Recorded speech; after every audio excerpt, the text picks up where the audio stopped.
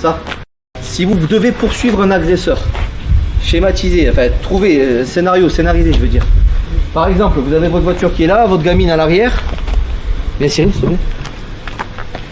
Par exemple, voilà, et vous voyez l'agresseur qui est en train de courir pour choper. Il court bien, hein. Collection automne-hiver. Si on le fait correctement, plein pot, en tapant fort, la personne risque de tomber. C'est le but, hein. Donc vas-y. Ça. À l'école, ça vous dit rien? Vous l'avez jamais fait ça? Ouais. Bande de sales gosses. Ou on vous l'a jamais fait ça? Ou au football ou quoi, enfin peu importe. Donc il trottine, encore une fois. Ça. Excuse-moi, hein, c'est chiant. Hein. Donc il y a peut-être un risque qu'il se torde le genou, hein, donc faites attention. Donc concrètement, c'est tout simple à faire, enfin tout simple. De 1, il faut quand même galoper suffisamment près de lui pour tenter ça, qui n'est pas facile. Hein. Mais disons que pour stopper quelqu'un, plutôt que de passer devant et dire calme-toi, c'est plus facile ça. Donc, mets-toi en position, voilà, c'est ça. Alors vous allez voir qu'au ralenti, vous faites des tout petits pas. Normalement, quelqu'un qui court vite, il fait quand même des grandes enjambées, quoi.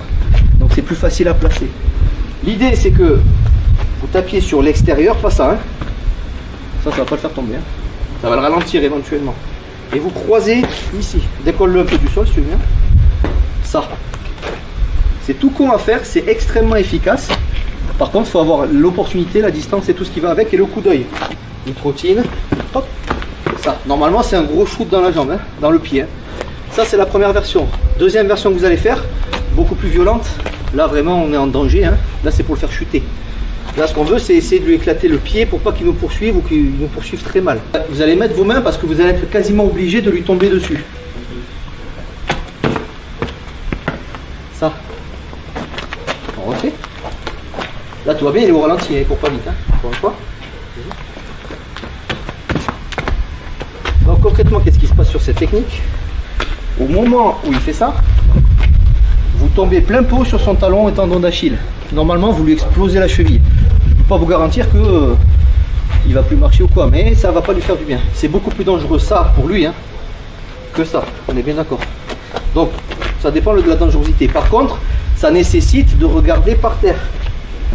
Donc, faites gaffe, il y a un mur. Attrapez-le, faites ça. Mais normalement, vous restez loin et vous faites ça. Comme toute technique, tout peut foirer, hein, on peut se louper. C'est une question de distance, d'opportunité et de coup d'œil. C'est le pied, c'est pas la cheville. Trop précis. Ne cherchez pas le point précis, c'est à droite, voilà. Encore une fois, mets-toi comme tu veux. Le plus près, voilà, visez la malléole. Je t'en prie. Ça. Normalement, c'est fort. Hein. L'idée, c'est de lui faire ça en tapant fort dessus. Hein. La deuxième, attention à ça, il galope. Vous arrivez comme ça et on lui saute dessus. Là, on lui casse la cheville, hein, si on tape très fort. Hein. Par contre, on risque nous de se casser la gueule aussi. C'est pour ça, soyez prêts à avoir la garde ici. On parle voilà, d'une situation extrême où le mec est en train d'enlever votre fille ou va rentrer dans la voiture, il y a votre fille derrière, j'en sais rien. Essayez d'anticiper ça, vas-y, course-moi après. Si le mec s'arrête, il ne faut pas lui taper la tronche dedans. Ça veut dire que vous faites ça, mais comme ça. Le ridicule ne tue plus, c'est bien connu. Donc. Ça, parce que s'il s'arrête d'un coup ou il vous fait ça, vas-y, cours. Il y a intérêt à avoir les mains. Hein. Ça, s'il s'arrête, vas-y, arrête-toi d'un coup. Ben, il vaut mieux que ce soit les mains. Pour l'exercice, si vous faites comme ça, regardez les pieds, vous n'aurez pas assez de place pour faire un croisé. Si tu cours, si tu veux bien, on va voir ton sprint. Tu t'arrêtes à ta voiture. Vas-y, cours vite, rapide. Regardez les enjambées qu'il fait. Ah, d'accord, c'est quand même ça. Hein. Maintenant, à nous de galoper aussi vite que lui. Encore une fois, prends une position de coureur du dimanche, de sprinter. Voilà, stop. Voilà, là on est d'accord que ça sera ça. Alors, ça c'est le détail important, c'est plutôt en mode passe de football.